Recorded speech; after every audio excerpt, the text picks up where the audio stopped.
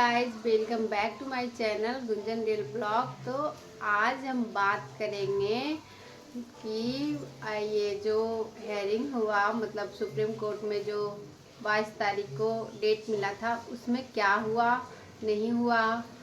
और दूसरा पॉइंट है, कौन गलत है, सुधांशु जी का टीम गलत है या फ्रॉड कर रहा है, या पिंटू जी का टीम फ्रॉड कर रहा है, क्या ये शेखर जी जो है वो सुरजीत से मिले हुए हैं। ये ऐसी ऐसी बातें बहुत सारे सोशल मीडिया पे छा रही है, सबका क्वेश्चन है। तो वो लाइव आकर चुनचुन जी के ब्लॉग में वो लाइव आकर जवाब भी दिए हैं, और जो नहीं दिए हैं उनको मैं बताना चाहती हूँ। सबसे पहले पिंटू के बारे में। पिंटू के बारे में क्या न्यूज़ है कि जैसे वो तो सुप्रीम कोर्ट के नाम पे फंडिंग किए कि हम सुप्रीम कोर्ट में आपको जीत दिलवाएंगे, और वो पहले भी बोलते थे कि ऐसा सुप्रीम कोर्ट में हम आपको, मतलब अगर हाई कोर्ट में जब केस चल रहा था तो हाई कोर्ट अगर हारेंगे तो सुप्रीम कोर्ट में हम खुद अकेले जाएंगे आपको जीत दिलाने, क्वालिफाई की तरफ से। उनका लोगों ने साथ भी दिया, वो एक पिटिशनर को लेके गए भी सुप्रीम कोर्ट, लेकिन वहाँ तक सब ठीक चल रहा था। जब वो केस किए, पटना हाई कोर्ट में भी केस किए, चलो वो भी ठीक है, वहाँ सब ठीक। जब डेट मिला सुप्रीम कोर्ट में कि हेयरिंग होगा, तो आप पकड़ लिए साइड। सुप्रीम कोर्ट मतलब दिल्ली जाने, ऐसे तो आप दिल्ली भाग भाग के गए, प्लेन से गए, दौड़ के गए, लेकिन जब मतलब जाना चाहिए, जब हेयरिंग का टाइम आया तो आप निकल दिए। तारीख को उनको जाना चाहिए था सुप्रीम कोर्ट, क्योंकि पहले तो वो फ्लाइट से, जब पैसा लूटना था तो फ्लाइट से गए, दौड़े दौड़े गए, सबसे आगे गए। लेकिन जब काम की बात हो रही थी, जब ज़रूरी था कि उनको जाना चाहिए था, तो वहाँ तो गए नहीं। चलो जब तक ठीक है कि आपका हाई कोर्ट में भी आपका हेयरिंग था तो आप हाई कोर्ट के लिए रुके, वहाँ तक ठीक है। लेकिन आप जो है वो पैसा जो फंडिंग हुआ सुप्रीम कोर्ट के नाम पे, तो आप सुप्रीम कोर्ट में जब हेयरिंग हुआ तो आप 1 रुपया नहीं साथ दिए। कम से कम आप जो ग्रुप लीडर और भी थे, जो वकील रखे, उनको तो साथ देना चाहिए, क्योंकि आप पहले बोले थे कि सुधांशु जी और हम दोनों से एक ही, दोनों मिलके एक ही वकील रखेंगे। तो आप तो वहाँ से पूरा क्वालिफाई को लूटे वहाँ से।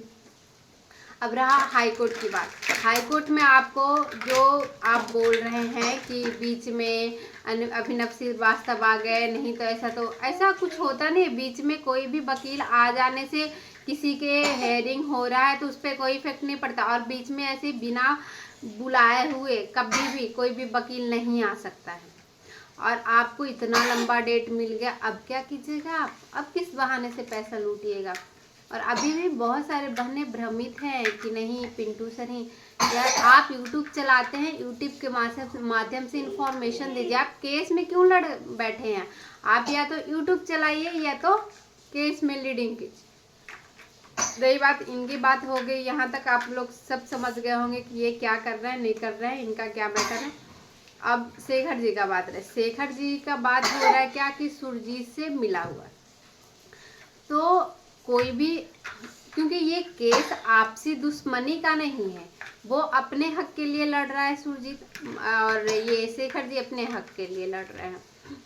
तो इसमें आपसी दुश्मनी है नहीं कि कोई मिलेगा तो हम उससे नहीं बोलेंगे या नहीं बात करेंगे। आप इसके पहले भी देखो होंगे, पटना हाई कोर्ट में जब केस चल रही थी तो बहुत सारी लड़कियां जाती थी, तो वहां से जो संविदा वाली सिस्टर थी, तो वो लोग से भी आपस में बात हो रही थी। तो इसका मतलब ये नहीं कि क्वालिफाइड संविदा से मिल जाएगा। तो आपको भी समझ में आ गया होगा कि बात करने से ये नहीं होता कि वो उनसे मिल गए हैं, बस।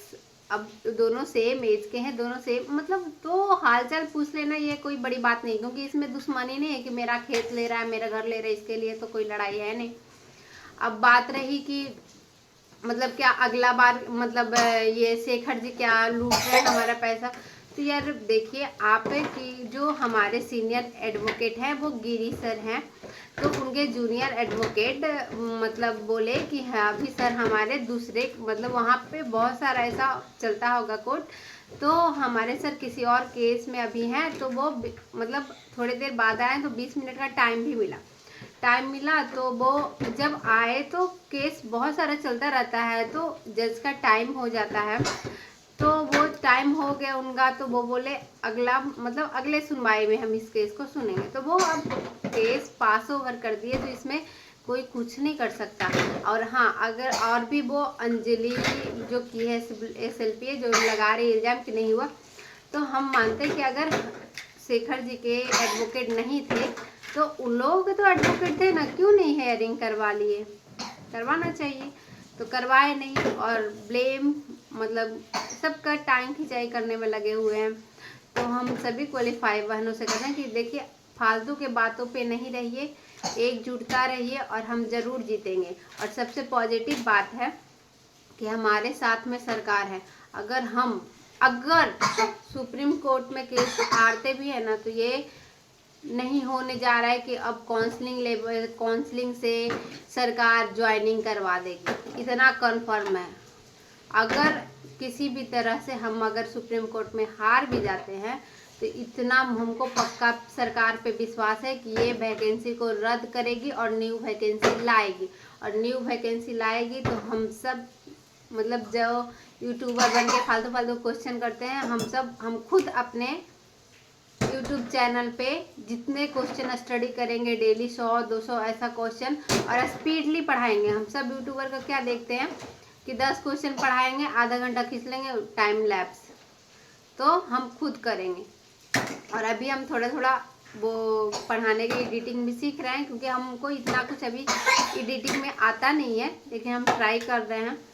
तो आप लोग कमेंट कीजिएगा जिनको भी ऐसा अगर न्यू स्टूडेंट होंगे उनको, कि हम कैसे पढ़ाई किए, कैसे अभी मेरा बुक्स ये सब क्या हम यहाँ आ गए जहाँ मतलब हमारे हस्बैंड जॉब करते वहाँ आ गए, लेकिन जिस समय एग्ज़ाम था वहाँ हम बिहार गए हुए थे और वहीं पे सारे बुक्स था मेरा, और यहाँ से जो था वो लेके गए थे। और एग्ज़ाम मतलब वहाँ हम ये रिजल्ट निकला तब तक हम वहाँ थे, हमको लगा ज्वाइनिंग हो जाएगा इसलिए हम नहीं आए थे, लेकिन नहीं हुआ ज्वाइनिंग, तो फिर हम बुक्स लेके नहीं आए, इसलिए हम उतना क्वेश्चन बना नहीं पा रहे हैं खुद से, तो हम अभी नहीं कर पा रहे हैं। लेकिन अगर कमेंट कीजिएगा तो हम ऐसा मतलब घर से मंगवाएंगे और कोशिश करेंगे देने के लिए।